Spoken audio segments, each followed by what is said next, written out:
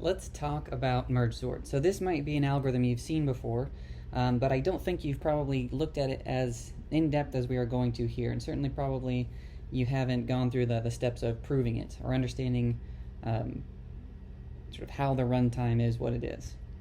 So if you're looking for more information, or sorry, if you want to know why we're talking about merge sort here, this is going to be our first divide and conquer algorithm, which is a really important class of algorithms. It's an important one to learn how to do so that you can construct your own divide and conquer algorithms.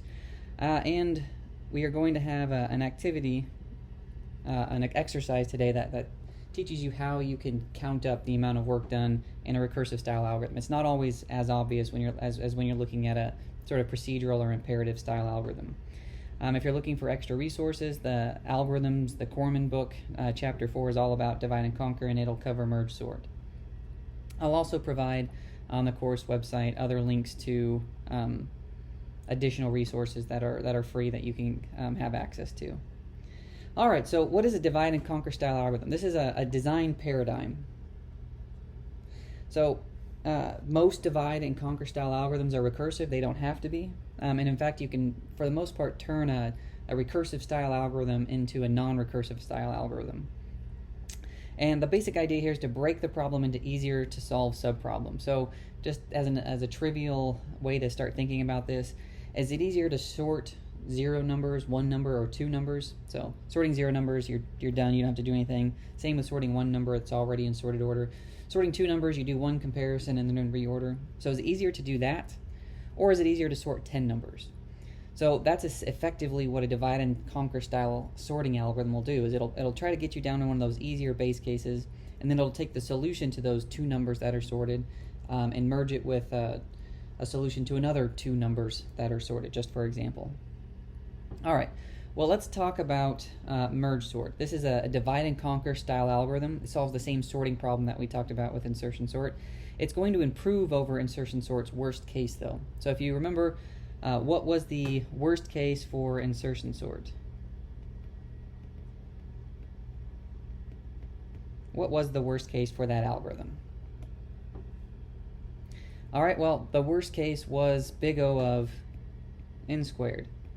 So if you're sorting something that's in reverse order, that inner while loop is going to have to move the maximal amount of things, which could potentially be all elements.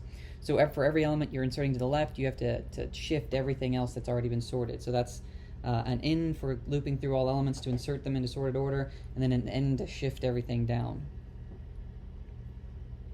Unlike insertion sort and a lot of other algorithms, the best, average, and worst case for merge sort are all the same.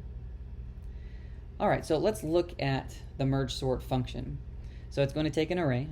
I'm just going to pull out the link to the array because we're going to use it in several places and call it n. If n is equal to 1, we'll just return. So that's going to be our simple base case here. If we have a single item, we'll return it.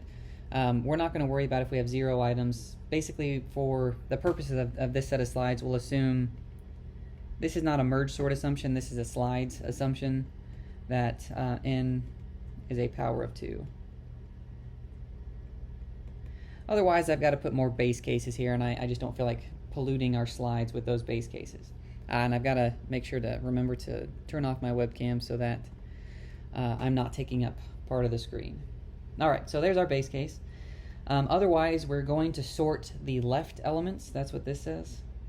These are all the elements in the left subarray. So from everything up to, from 0 up to, but not including the middle element, which is n over 2.